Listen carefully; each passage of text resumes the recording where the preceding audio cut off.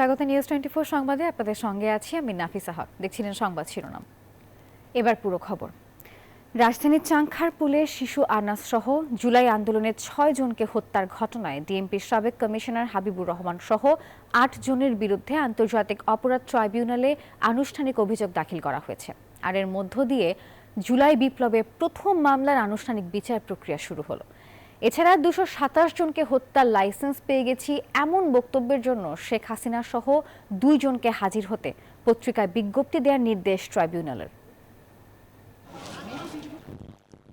জুলাই আন্দোলনে কোমলমতি শিক্ষার্থীদের উপর নির্বিচারে গুলি চালায় আইন শৃঙ্খলা রক্ষাকারী বাহিনী। সে সময় চাংখারপুলে গুলিবিদ্ধ হয়ে প্রাণ হারান 10ম শ্রেণীর শিক্ষার্থী আনাস সহ 6 জন। সেই মামলার তদন্তের চূড়ান্ত প্রতিবেদন ট্রাইব্যুনালে দাখিল করল প্রসিকিউশন।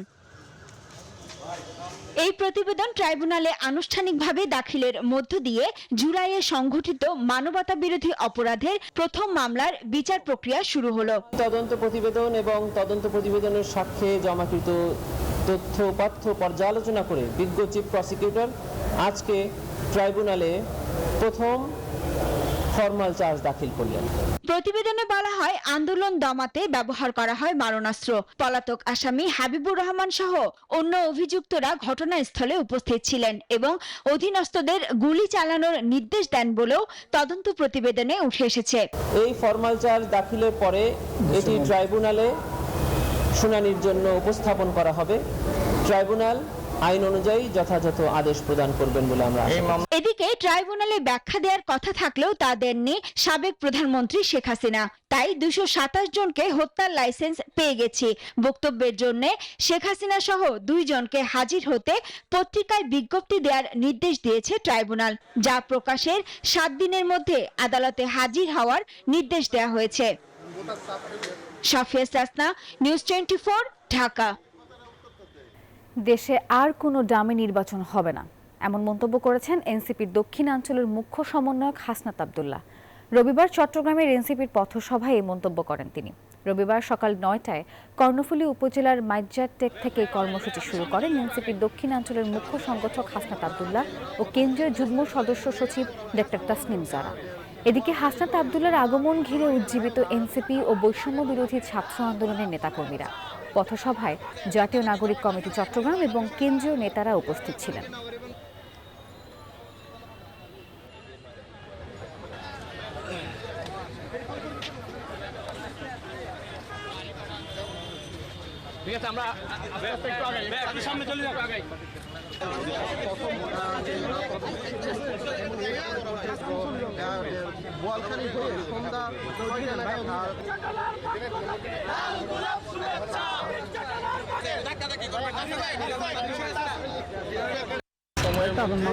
বিচার সংস্কার এবং নির্বাচনের রোডম্যাপ প্রকাশ করা, এই সার্বিক বিষয়গুলোতে আসলে জনগণের যে মতামত রয়েছে বা জনগণের যে প্রত্যাশা রয়েছে, জন আকাঙ্ক্ষা, সেগুলো হচ্ছে জানার জন্যই হচ্ছে আমরা এটা শুরু করেছি। আমরা চট্টগ্রাম দক্ষিণের মধ্য দিয়ে শুরু করেছি।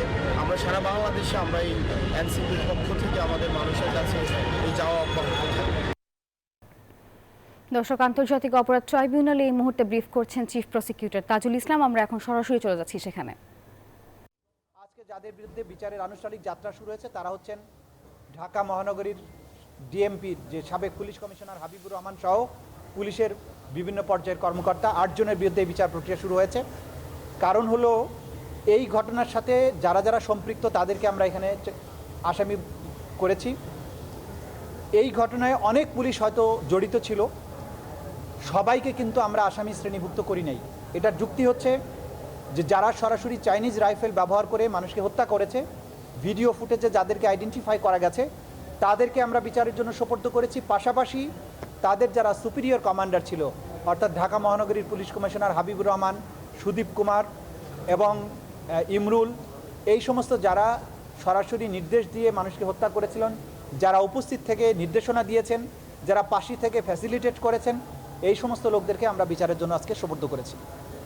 এই মামলাতে বিভিন্ন ডকুমেন্ট আমরা দাখিল করেছি। শেখ হাসিনার পক্ষ থেকে যে নির্দেশনা দেওয়া হয়েছিল লিথাল ওয়েপন ব্যবহারের, সেই ভয়েস শেখ হাসিনা বিভিন্ন ব্যক্তির সাথে কনভারসেশনের মাধ্যমে যে শক্তি প্রয়োগ লিথাল ওয়েপন ব্যবহার করে বিক্ষোভকারীদেরকে হত্যা করার যে নির্দেশ দিয়েছিলেন সেগুলো আমরা এখানে দাখিল করেছি, কিন্তু তাকে এই মামলাতে সরাসরি আসামি করা হয়নি, কারণ তার বিরুদ্ধে সেপারেটভাবে চার্জশিট দাখিল হয়েছে এবং সেখানে তার বিরুদ্ধে আলাদাভাবেই আনুষ্ঠানিক অভিযোগ অর্থাৎ ফর্মাল চার্জ দাখিল করা হবে। এটা ছিল আজকের প্রসিডিংস। এর বাইরে শেখ হাসিনা এবং শাকিল আহমেদ নামে আওয়ামী লীগের গাইবান্ধার যে নেতা, যাদের মধ্যে টেলিফোন কনভারসেশনের মাধ্যমে শেখ হাসিনা বাংলাদেশে সমস্ত এই জুলাই বিপ্লবের যারা মামলা করেছেন, যারা মামলার বাদী হয়েছেন, সাক্ষী হয়েছেন, তাদের বাড়িঘর জ্বালিয়ে দেওয়া এবং তাদেরকে হত্যা করার যে নির্দেশনা দিয়েছিলেন, সেই টেলিফোনিক কনভারসেশনটা ভিত্তিতে একটা কন্টেম্পট প্রসিডিংস তার বিরুদ্ধে ড্র হয়েছিল। আজকে সেই কন্টেম্পট প্রসিডিংসেরও ফার্দার শুনানি ছিল। সেটা শুনানি অন্তে আগামী ৩রা জুন এটার পরবর্তী আদেশের জন্য ধার্য করা হয়েছে। যে কন্টেম্পট প্রসিডিংসে সাধারণত নোটিশ জারি হওয়ার পরে পত্রিকাতে বিজ্ঞপ্তি দেওয়ার প্রয়োজন হয় না, কিন্তু স্বচ্ছতার স্বার্থে, আন্তর্জাতিক মানদণ্ড রক্ষা করার স্বার্থে কেউ যাতে প্রশ্ন তুলতে না পারেন, সে কারণেই এই আসামিদেরকে কন্টেম্পট প্রসিডিংসে হাজির হওয়ার ব্যাপারে পত্রপত্রিকায়, দুটো বহুল প্রচালিত পত্রিকায় বিজ্ঞপ্তি দিয়ে তাদেরকে আদালতে হাজির হওয়ার জন্য নির্দেশ যেটা দিয়েছেন, সেটা নোটিফিকেশন আকারে পত্রিকা ছাপার নির্দেশ দিয়েছেন। সেটাও আগামী 3 তারিখে ফার্দার আদেশের জন্য আসবে এবং সেদিন যদি তারা হাজির না হন, তাদের আইনজীবীর মাধ্যমেও যদি জবাব না দেন, তাহলে আদালত এই ব্যাপারে পরবর্তী আদেশ প্রদান করবে। আপনি জুলাই আগস্টের গণহত্যা নিয়ে কিছু কথা বলছেন এবং আওয়ামী লীগের সামগ্রিক যে 16 বছরের নৃশংসতার ইতিহাস সেটা তুলে ধরেছেন, কি বলতে চেয়েছিলেন? আমরা যেটা বলেছি, আওয়ামী লীগের জন্ম থেকে শুরু করে যতদিন তারা বাংলাদেশের শাসন ক্ষমতায় ছিলেন, তাদের পুরো কর্মকাণ্ডের পেছনের ইতিহাসটা তুলে ধরা হয়েছে। প্রথম শাসন আমলে অর্থাৎ 71 সালের পরবর্তী 72 থেকে 75 সময় পর্যন্ত আওয়ামী লীগ বাংলাদেশে যে কর্মকাণ্ডগুলো করেছে, গণতন্ত্রকে হত্যা করা, একদলীয় শাসন কায়েম করা, নির্বাচন ব্যবস্থাকে সেই সময় 72-73 সালের নির্বাচন ব্যবস্থাকে কীভাবে ধ্বংস করেছিল, কীভাবে 30,000 জাসদ কর্মীকে রক্ষী বাহিনী গঠনের মাধ্যমে হত্যা করা হয়েছিল, সেই সময়ে মুজিব বাহিনী, রক্ষী বাহিনী কীভাবে একটা আতঙ্কে পরিণত হয়েছিল, এই ইতিহাস আমরা তুলে ধরেছি। দ্বিতীয় পর্যায়ে এসে 2009 থেকে 2024 পর্যন্ত সময়ে আওয়ামী লীগ কীভাবে ক্রমান্বয়ে একটার পর একটা রাষ্ট্রীয় প্রতিষ্ঠানকে ধ্বংস করেছে, বিচার ব্যবস্থাকে ধ্বংস করা, নির্বাচন ব্যবস্থাকে ধ্বংস করা, অর্থ ব্যবস্থাকে ধ্বংস করা, দুর্নীতিটাকে প্রাতিষ্ঠানিক রূপ দেয়া, গুম খুনকে একটা কালচারে পরিণত করা, মানুষের ভয়েসকে কিভাবে সাইলেন্ট করে দেওয়া যায় সেটার জন্য গুম খুন, ডিজিটাল নিরাপত্তা আইনকে কিভাবে ব্যবহার করা হয়েছে, প্রতিরক্ষার দিক থেকে বাংলাদেশে ধ্বংস করার জন্য পিলখানা হত্যাকাণ্ডের মাধ্যমে সেনাবাহিনীর চৌকস অফিসারদেরকে হত্যা করা এবং প্রতিরক্ষা বাহিনীর মেরুদণ্ডকে ভেঙে দেয়া, ধর্মীয় মূল্যবোধে বিশ্বাসী লোকেরা যাতে ভয়েস রেজ করতে না পারে শাপলা চত্বরের গণহত্যার মাধ্যমে তাদেরকে সাইলেন্ট করেছে। এইভাবে এই পেছনের পটভূমিকাটা তুলে আনা হয়েছে এই মামলাতে, কারণ এই মামলায় এই পটভূমিটা অসম্ভব রেলেভেন্ট এবং গুরুত্বপূর্ণ।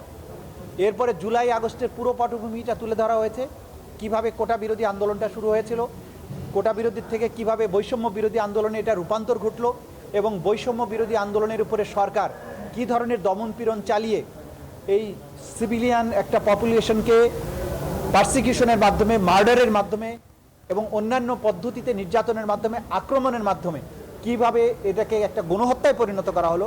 জেনোসাইডের সংজ্ঞায় গণহত্যা না, বাংলাদেশের প্রচলিত বাংলা ভাষায় গণহত্যা বলতে যা বোঝায়, সেই গণহত্যার মাধ্যমে এই ছাত্র জনতাকে যেভাবে নির্মূল করার চেষ্টা করা হয়েছে, যেভাবে আক্রমণ করা হয়েছে, সেই পটভূমি আমরা তুলে এনেছি এবং সেটার পেছনে দল হিসাবে আওয়ামী লীগ, জোট হিসেবে 14 দল, অঙ্গ সংগঠন হিসেবে আওয়ামী লীগের ছাত্রলীগ, যুবলীগ এবং অন্যান্য সংগঠনসমূহের কথা আমরা তুলে এনেছি। রাষ্ট্রীয় বাহিনী হিসাবে পুলিশ, বিজিবি এবং র্যাব এবং অন্যান্য গোয়েন্দা সংস্থাসমূহ তারা কে কিভাবে এখানে ভূমিকা পালন করেছে, তাদের কি দায়, সেগুলোর কথা এখানে তুলে আনা হয়েছে। দর্শক, chief prosecutor Tajul Islam briefing করছেন, আমরা তখন সরাসরি ছিলাম সেখানে। ফিরছি আবারও সংবাদে। জামাতে ইসলামের আমির ডক্টর শফিকুর রহমান বলেছেন, প্রধান উপদেষ্টা চাচ্ছেন তার দেয়া সময়ের মধ্যে একটি স্বচ্ছ ও নিরপেক্ষ নির্বাচন। রবিবার দুপুরে মৌলভীবাজারের কুলাউড়ায় চা শ্রমিকদের সঙ্গে মত বিনিময় শেষে এই মন্তব্য করেন তিনি। বলেন, বর্তমান সরকারের মেয়াদ বাড়ানোর বিরুদ্ধে জামাত, এছাড়া করিডোর আর বন্দর দেওয়ার বিপক্ষে জামাতের অবস্থান, এমনটাই জানিয়েছেন জামাত আমির। আর এ সময় জামাতে ইসলামের সহকারী সেক্রেটারি জেনারেল এহসানুল মাহবুব জুবায়ের, জেলা আমির এম শাহেদ আলী সহ আরও অনেকে উপস্থিত ছিলেন।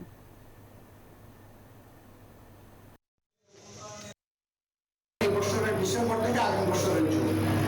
করে আপনি নির্বাচন দিবেন। তিনি বলেছেন যে আমি আমার কথায় শক্ত আছি এবং সেই নির্বাচন আপনারা পাবেন। তবে আমি চাচ্ছি এমন একটা নির্বাচন যেটা ইতিহাস সৃষ্টি করবে। আমাদের করিডোর নো, আমরা নো বলে এসেছি, আমরা নো বলে এসেছি। দেশের স্বার্থের বিরুদ্ধে আমরা কোনো কিছুতে হা বলি না। কিছু অযৌক্তিক দাবি নিয়ে জিম্মি করে কাজে প্রতিবন্ধকতা তৈরি করেছে আন্দোলনকারীরা, আর তাই বিরক্ত হয়ে নিজের দায়িত্ব থেকে সরে যাওয়ার কথা জানিয়েছিলেন প্রধান উপদেষ্টা ডক্টর মোহাম্মদ ইউনূস। এমনটি জানিয়েছেন উপদেষ্টা সালেউদ্দিন আহমেদ। নিউজ 24-কে তিনি বলেন, ডিসেম্বরের আগেও নয়, জুনের পরেও নয়, ঠিক এমন একটি সময় ধরে শিগগিরই নির্বাচনের রোডম্যাপ ঘোষণা করা হবে। আর এর আগে করা হবে কিছু জরুরি সংস্কার এবং জুলাই গণহত্যার বিচার। দর্শক, শাহনাজ ইয়াসমিনের রিপোর্টে দেখুন বিস্তারিত। দায়িত্ব নেয়ার পর থেকেই নানা রকম প্রতিকূলতা মোকাবেলা করে পথ চলতে হচ্ছে অন্তর্বর্তী সরকারকে। প্রতিদিনই নতুন নতুন দাবি নিয়ে রাস্তায় নামছে প্রশাসন থেকে শুরু করে স্বাস্থ্য, শিক্ষা সহ বিভিন্ন শ্রেণী পেশার মানুষ। সবশেষ বিএনপি নেতা ইশরাক হোসেনকে মেয়রের শপথ পড়ানো দাবিতে আন্দোলন ছাপিয়ে যায় আগেরগুলোকে। হাইকোর্টের রায়ে আন্দোলন স্থগিত হলেও সেদিন দিনব্যাপী গুঞ্জন প্রধান উপদেষ্টার পদত্যাগের। সন্ধ্যায় এনসিপি নেতা নাহিদ ইসলামের সাক্ষাতের পর গুঞ্জনের ডালপালা আরো জোরালো হয়। প্রধান উপদেষ্টাকে জিম্মি করে এসব আন্দোলন, তাই অনেকটা বিরক্ত হয়ে দায়িত্ব ছেড়ে দেওয়ার কথা বলেছেন তিনি। নিউজ 24-এর মুখোমুখি হয়ে এমনটা জানিয়েছেন উপদেষ্টা পরিষদের সিনিয়র সদস্য ডক্টর সালেউদ্দিন আহমেদ। উনি পদক্ষেপের সামনে আসছে, উনি যেহেতু করতে চাচ্ছি, আমরা যতটুকু করছি, এই যে যেখানে সেখানে এসে রাস্তাঘাটে দাবি দেওয়া, সব দাবি দেওয়া যৌক্তিক তাও তো না। এটা আমাদের জন্য একটু ডিফিকাল্ট হয়ে গেছে। আমাদের দায়িত্ব কি তিনটা, একটা হলো ইলেকশন দেওয়া, একটা স্বচ্ছ একটা ইলেকশন, দ্বিতীয় হলো কিছু কিছু সংস্কার করা, থার্ড হলো যে বিচার করা যারা অপরাধী। এর মধ্যে এই সমস্ত নানা রকম আন্দোলন, নানা রকম ডিমান্ড। শিগগিরই নির্বাচনের রোডম্যাপ ঘোষণা করা হবে এমন তথ্য জানিয়ে ডক্টর সালেউদ্দিন বলেন, প্রধান উপদেষ্টার ঘোষণা অনুযায়ী ডিসেম্বর থেকে জুনের মধ্যে অনুষ্ঠিত হবে জাতীয় নির্বাচন। চিফ অ্যাডভাইজার কয়েকদিন আগে বলছে আমি ডিসেম্বর থেকে জুনে ওদিকে যাবেনই না, হয়তো ডিসেম্বর থেকে, যেটা বলছে। এবং আমরা আশা করছি আমার একটা বেশিরভাগ থেকে রোডম্যাপ আপনি বলুন যে কয় মাস, সেটা তো উনি বলছে আমি ডিসেম্বর থেকে জুনের মধ্যে একটা রোডম্যাপ, ডিসেম্বরের আগে হবে না, ডিফিকাল্ট। আর জুনের ওদিকে যাবেও না, জুনের আগে আমরা একটা সময় করব। নির্বাচনের আগে আইন শৃঙ্খলা, পুলিশ, ব্যাংক, এনবিআর, অর্থনীতি সহ গুরুত্বপূর্ণ কিছু সংস্কার শেষ করা হবে। জুলাই গণহত্যার কিছু বিচারও দৃশ্যমান করতে চায় সরকার। আমরা চেষ্টা করছি যে যত তাড়াতাড়ি একটা ইলেকশন দেওয়া যায়। রাজনীতি সেটারও একটা লেভেল প্লেইং ফিল্ড থাকবে, সবাই যারা ইলেকশন করতে চায় পলিটিক্যাল তারা ইলেকশন করতে পারবে। আপনি দেখছেন না কেউ ভোটিং সেন্টারে যেতে পারতো না। এইটা আমরা চেষ্টা করছি কোনো রকমভাবে যদি এটা করি, এটা পূর্ব শর্তটা ল অ্যান্ড অর্ডারটা করা, শৃঙ্খলটা আনা, তারপর ভোটার লিস্ট এগুলো আছে, এগুলো চলছে। অর্থনীতিবিদ ডক্টর সালেউদ্দিন আহমেদ মনে করেন, রাজনৈতিক স্থিতিশীলতা অর্থনীতিকে গতিশীল করে। বর্তমান পরিস্থিতিতে আইন শৃঙ্খলা পরিস্থিতি সহ অর্থনীতির রাজনীতি ঠিক করা এই সরকারের চ্যালেঞ্জ, তবে তা সম্ভব বলে মনে করেন তিনি। সংস্কারে একটা রূপরেখা দিতে চায়। শাহনাজ ইয়াসমিন, নিউজ 24, ঢাকা। প্রধান উপদেষ্টার সঙ্গে আজও বৈঠকে বসছে অন্তত 8টি রাজনৈতিক দল ও সংগঠন। সন্ধ্যায় সরকার প্রধানের বাসভবন যমুনায় এই বৈঠক অনুষ্ঠিত হবে। দল ও সংগঠনগুলোর মধ্যে রয়েছে হেফাজতে ইসলাম বাংলাদেশ, ইসলামী আন্দোলন বাংলাদেশ ও গণ অধিকার পরিষদ। এছাড়া বাংলাদেশ খেলাফত মজলিস, আমার বাংলাদেশ পার্টি, জমিয়তে উলামায়ে ইসলামও আলোচনায় অংশ নেবে। আরও থাকবে খেলাফত মজলিস ও নেজামে ইসলামী পার্টি। বৈঠকে সংস্কার, নির্বাচন ও স্বৈর শাসনে জড়িতদের বিচার নিশ্চিতে সরকারের করণীয় নিয়ে পরামর্শ দেবেন শীর্ষ রাজনৈতিক নেতারা। ব্রাহ্মণবাড়িয়ার কসবা সীমান্ত এলাকায় ভারতীয় সীমান্তরক্ষী বাহিনী বিএসএফের গুলিতে 2 বাংলাদেশি যুবক আহত হয়েছেন। আহত যুবকরা হলেন খাদলা ইউনিয়নের শ্যামপুর গ্রামের রবিউল ইসলাম ও আজাদ হোসেন। বিজিবি 60 ব্যাটালিয়নের অধিনায়ক লেফটেন্যান্ট কর্নেল জিয়াউর রহমান জানান, শনিবার রাত 1টার দিকে স্থানীয় 6 যুবক ভারতে অন্তত 150 গজ ভেতরে ঢুকে পড়ে। এ সময় বিএসএফ সদস্যরা তাদের লক্ষ্য করে সররা গুলি ছোড়ে। এতে 2 জন গুলিবিদ্ধ হন। পরে স্থানীয়রা তাদেরকে উদ্ধার করে হাসপাতালে নিয়ে যায়।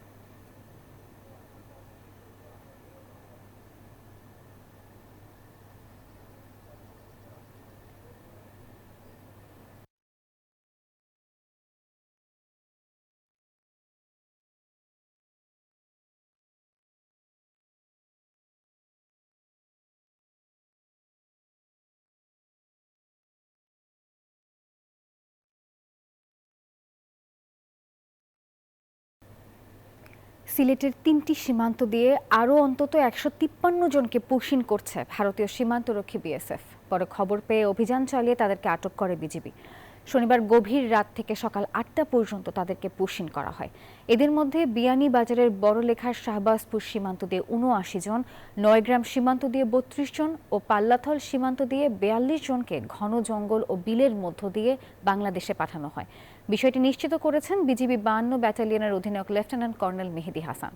এদিকে রবিবার ভোরে মেহেরপুরের মুজিবনগর সীমান্ত দিয়ে নারী ও শিশুসহ ১৯ জনকে পুশিন করে বিএসএফ। পরে খবর পেয়ে পুলিশ তাদেরকে আটক করে হেফাজতে নেয়।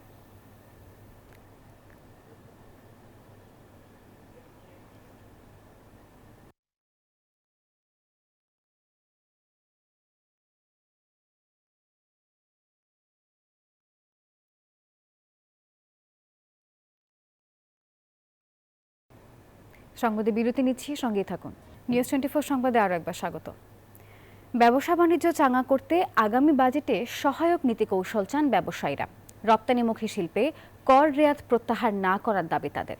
আশা করছেন ব্যবসা ও বিনিয়োগ বান্ধব কর কাঠামো দিবে সরকার। ব্যবসা সহযোগীকরণে থাকবে বিশেষ উদ্যোগও। বাজেট ঘিরে ব্যবসায়ীদের ভাবনার কথা জানাচ্ছেন সহকর্মী রিয়াজ সুমন। রাজধানী ঢাকা যেন আন্দোলনের শহর। প্রতিদিনই কোনো না কোনো দাবি, রাস্তা অবরোধ, তীব্র যানজট। ফলাফল জনজীবনে দুর্ভোগ আর ব্যবসা বাণিজ্যে ধীরগতি। শুধু রাজনৈতিক অস্থিরতাই নয়, গ্যাস বিদ্যুতের সংকট, উচ্চ সুদহার কিংবা বৈশ্বিক অনিশ্চয়তা সব মিলে এতটা চাপের মুখে খুব কম সময়ে পার করেছেন দেশের ব্যবসায়ীরা। এমন বাস্তবতায় আসছে বাজেটে কিছুটা স্বস্তির খোঁজে উদ্যোক্তারা। আমরা প্রত্যাশা করি যে একটা বাজেট যখন দেওয়া হবে সেটাতে ব্যবসা বাণিজ্যের প্রসার ঘটবে, অর্থনৈতিক প্রবৃদ্ধি বাড়বে, মানুষের জীবন মানের উন্নয়ন হবে, অর্থাৎ অর্থনৈতিক উন্নয়ন তার একটা নির্দিষ্ট গতিতে চলবে। যেই সরকারের চরিত্র সম্বন্ধে আমরা জানি না, চরিত্র বলতে রাজনৈতিক চরিত্রের বৈশিষ্ট্য আমরা জানি না, তাদের কাছে আমরা কোন আঙ্গিকে প্রত্যাশা করব?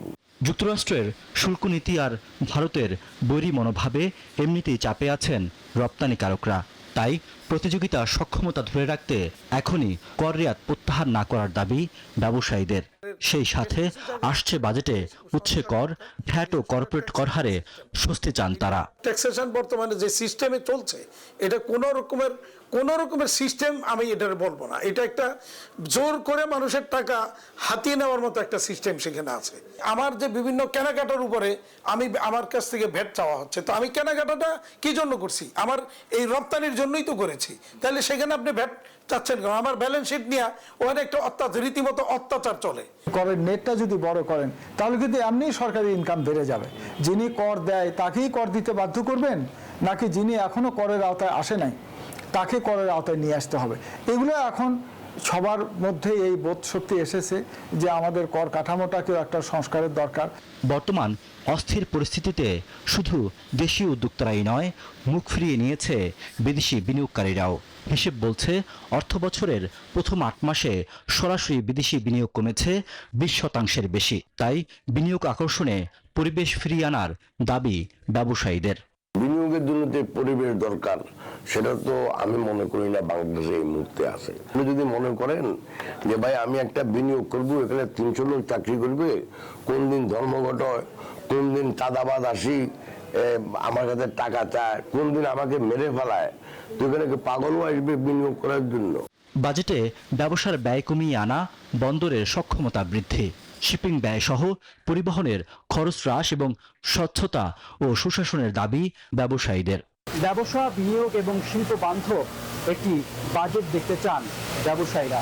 একই সঙ্গে কর হার কমিয়ে সব ক্ষেত্রে অটোমেশন চালুর একটি সুস্পষ্ট দিক নির্দেশনা দেখতে চান তারা। এছাড়া ব্যাংকের উচ্চ ঋণের সুদহার যাতে না বাড়ে সেই দাবিও আছে তাদের। সুমন, নিউজ 24, ঢাকা।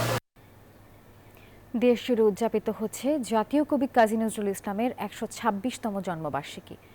সকালে কবির সমাধিতে শ্রদ্ধা নিবেদন করেন সর্বস্তরের মানুষ। এবারের প্রতিপাদ্য ২৪-এর গণ অভ্যুত্থান, কাজী নজরুলের উত্তরাধিকার। ঢাকা বিশ্ববিদ্যালয়ের কেন্দ্রীয় মসজিদের পাশে চিরশায়িত আছেন জাতীয় কবি কাজী নজরুল ইসলাম। কবির জন্মবার্ষিকী উপলক্ষে নানা কর্মসূচি হাতে নিয়েছে বিশ্ববিদ্যালয় কর্তৃপক্ষ। রোববার ভোরে শিক্ষক, শিক্ষার্থী, কর্মকর্তা ও কর্মচারীরা ঢাবির অপরাজেয় বাংলার পাদদেশে সমবেত হন। সেখান থেকে তারা শোভাযাত্রা নিয়ে কবির সমাধিতে গিয়ে শ্রদ্ধা নিবেদন করেন। তার জীবনের যে আলেখ্য, তার দ্বারা তিনি সেটি প্রমাণ করেছেন। শুধু লিখেছেন তাই না, নিজে সেটি তিনি করে দেখিয়েছেন। নজরুলের শিক্ষা তাই সার্বজনীন এবং চিরন্তন। প্রত্যেকটি ক্ষেত্রে মানে আমাদের জাতীয় জীবন, ব্যক্তিগত জীবনের প্রতিটি পরতে পরতে কাজী নজরুল জাতীয় কবি আমাদেরকে উদ্বুদ্ধ করেন, আমাদেরকে আনন্দিত করেন, আমাদেরকে অঙ্গীকারবদ্ধ করেন। সেই কারণেই নজরুল আজও অত্যন্ত শুধু অপরিহার্যই নয়, অত্যন্ত প্রাসঙ্গিক। কাজী নজরুল ছিলেন সব্যসাচী কবি, ছিলেন সাম্য ও শান্তির মানুষ। আজকে কাজী নজরুল ইসলাম যা দিয়ে গেছেন বাঙালিকে, বাংলা জাতিকে, বাঙালি জাতিকে, এটা অনস্বীকার্য। তিনি শিখিয়ে গেছেন যে সব সময় সত্যের পথে থাকবো, অন্যায় অত্যাচারের বিরুদ্ধে কথা বলবো, রুখে দাঁড়াবো। এই কাজগুলোই যদি আমরা সকলের মাঝে ছড়িয়ে দিতে পারি, আমরা তাকে ধারণ করতে পারি, তবেই কিন্তু আমাদের সার্থকতা লাভ করবে। ঢাবি উপাচার্যের সভাপতিত্বে কবির সমাধি প্রাঙ্গণে হয় স্মরণ সভা। শাহরিয়ার সৌমিক, নিউজ 24, ঢাকা। আরও একটি বিরতি নিচ্ছি, সঙ্গেই থাকুন। সংবাদে আবারও স্বাগত। ৭১-এ বুদ্ধিজীবীদের হত্যা করে জাতিকে মেধাশূন্য করা হয়েছে, আর এখন শিল্পে গ্যাস সরবরাহ না দিয়ে ব্যবসায়ীদের ধ্বংস করা হচ্ছে বলে অভিযোগ করেছেন শিল্প উদ্যোক্তারা। তারা বলেন, গ্যাসের অভাবে অনেক কারখানা বন্ধ, কিন্তু তারপরেও শ্রমিকদের বসিয়ে বসিয়ে বেতন দিতে হচ্ছে। দুপুরে রাজধানীর গুলশান ক্লাবে শিল্প খাতে জ্বালানির সংকট নিয়ে যৌথ সংবাদ সম্মেলনে এসব কথা জানান ব্যবসায়ীরা। প্রতিদিন 6 থেকে 5 বার বিদ্যুৎ চলে যায়, এভারেজ 7 ঘন্টা গ্যাস কারেন্ট থাকে না। তাহলে আপনাদের মাধ্যমে আমরা জানতে চাই, কিভাবে বাংলাদেশের আমরা শিল্প মালিকগণ সামনে টিকে থাকবো। সংবাদের এখনকার আয়োজন এই পর্যন্তই। আরও সংবাদ বিশ্লেষণ জানতে ভিজিট করুন news24bd.tv। সঙ্গে থাকার জন্য ধন্যবাদ সবাইকে।